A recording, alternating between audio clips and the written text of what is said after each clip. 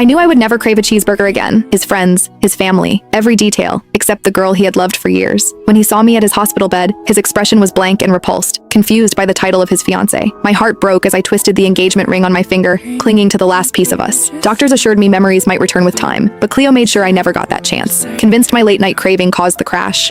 She arranged daily visits for Genevieve, who was gentle, refined, and perfectly tailored to the new, memory-lost Roman. She brought home-cooked meals, quiet reading sessions, and soft conversation, slowly winning his affection day by day. I watched his gaze soften for her, while he looked at me with hollow indifference, as if I was a stranger passing through his hospital room. I tried reminding him of our shared past, old jokes and quiet moments we'd once cherished, but he pulled away, cold and distant. He admitted he felt nothing for me, cutting every remaining thread between us. Cleo whispered that she had hidden the truth of the crash from him, urging me to leave and accept that Genevieve was his future. Soon after, Roman announced his new engagement, and I became a laughingstock within our social circle. The painful memories faded, and I found myself alone in the cold bathroom. The hotel air conditioning chilled my damp skin, and I stepped back into the hallway only to find Roman standing with Genevieve held protectively in his arms. Genevieve feigned gentle concern for my sudden illness, but Roman pulled her back sharply, revealing she was pregnant. "You're expecting. Stay away from her," he ordered, stepping in front of Genevieve as if I carried a dangerous sickness. I remembered every messy, vulnerable moment he had seen from me in our youth. Years before, during a volunteer trip, I'd fallen into a mud pit, covered in grime and filth,